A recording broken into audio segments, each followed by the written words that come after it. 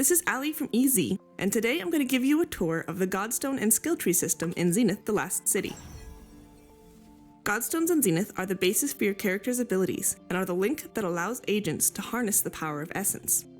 Each class and subclass has its own set of Godstones that can be accessed, changed, and upgraded through the skill tree menu. There are 3 ways to open your skill tree menu.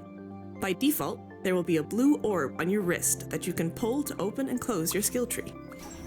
You can navigate to the skill tree tab in your menu bar, or you can select the button that appears below your character model in your inventory and you have skill points available to use. As a side note, this button used to be where you could adjust where your character's equipment slots are located. If you find yourself looking for those settings, that button has now moved to the Comfort Settings tab of the menu. Once you're in the skill tree menu, you can change your active subclass by making a point gesture with your hand, then pressing the subclass of your choice to the left of the skill tree interface. A confirmation dialog will pop up when you touch the button of the subclass you want to switch to. Once you accept the role change, your skill tree will be updated to reflect the newly selected subclass. Just like the legacy Godstone system, each time you switch to another subclass, there will be a 30-second cooldown before you can change subclasses again. To the right of the subclass buttons, your various Godstones and their respective skill trees will be displayed. To choose a Godstone for upgrading, simply touch the selection orb below the skill tree to bring it into focus. When you're first leveling up your character or subclass, some of these orbs will appear grayed out, with a number showing on each orb and the blue skill line ending before the first grayed out slot. When a socket is grayed out, this means that you haven't yet reached the minimum player level required to unlock that skill. Once your character level matches the number shown on the orb, the skill slot will unlock automatically and allow you to start setting up your skill tree. As you continue to unlock selection orbs, you'll notice that some of these sockets will have multiple Godstones that could be used in that slot. Each set of Godstones for a particular slot will give you the option between a subclass-specific ability and a common ability that can be used by any of your subclasses. To swap between the selectable abilities in these sockets, reach out and grab the handle on the selection orb below the skill tree using your grip button, then twist left or right to switch to the alternate skill.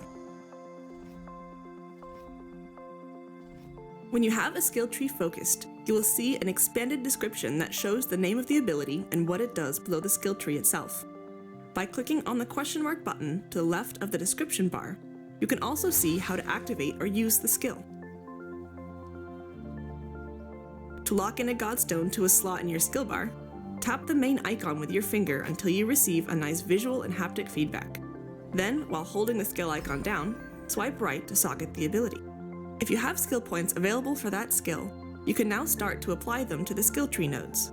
If at any point you want to unsocket or fully reset an ability, repeat the same process, but this time swipe left. You can preview what each node in the skill tree does and how much it costs by quickly touching the node to see the perk description and its unlock cost to help you plan how you want to build your skill set. Nodes in the tree require skill points to unlock, which accumulate naturally with any regular experience that you gain while the ability is active. The maximum total skill points a Godstone can have is 25, and you can see how many skill points you have available to spend below and to the right of the skill tree. Skill tree nodes fall into one of 2 categories: minor nodes and major nodes.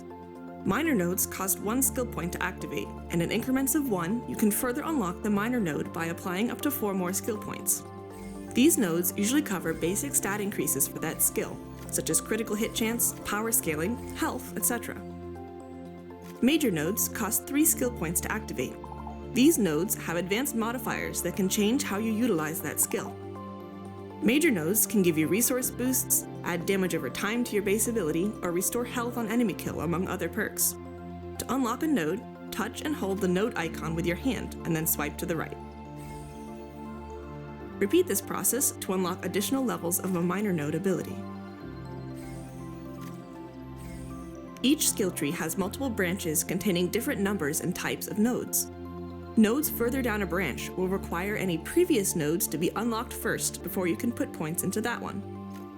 There are also instances where the branch splits, forcing you to choose between 2 ability nodes on the same level. If at any point you want to change your active skill tree nodes, there is always the option to respec your skill points.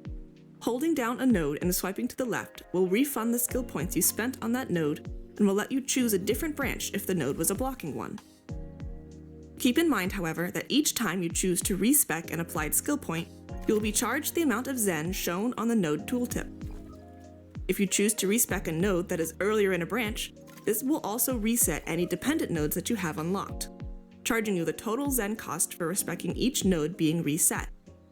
When fully resetting a tree, you will be charged the total Zen amount shown on the ability tooltip when hovered.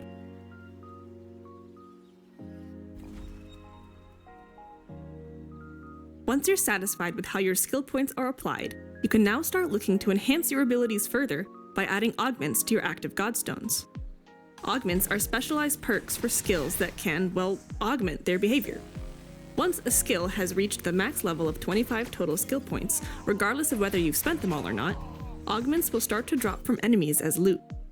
For each skill, you can equip up to 3 augments, 1 uncommon, 1 rare, and 1 epic augment. The rarity of the augment you can get depends on which enemy type you defeat. Gold-skulled enemies are able to drop all rarities of augments, from uncommon to epic. White-skulled enemies are able to drop uncommon and rare augments. Every other enemy that is not gold or white-skulled drops uncommon augments only. There are a few areas around the map that are the most efficient for augment grinding. Most players prefer the Queen's Path Dome, where there are 4 gold-skulled level enemies to farm in a relatively small area, but any enemy around the world with a gold skull under their level number has the potential to drop an epic augment. Event-spawned gold skull enemies, however, do not drop augments. A couple other important things to note. First, even though some godstones are shared between subclasses, each subclass has the ability to set up that godstone's skill tree in a different way. Skill points and augments carry over for these skills, but the nodes you choose to unlock in the skill tree itself can differ between subclasses.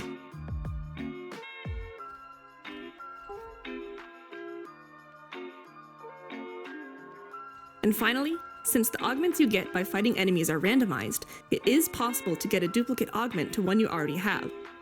It is still worth picking these up though, since duplicate augments will be converted to Zen when collected.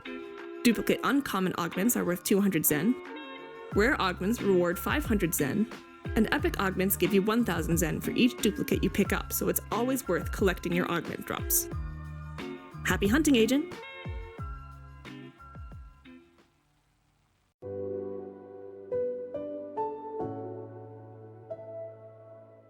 Hey guys, thanks for watching.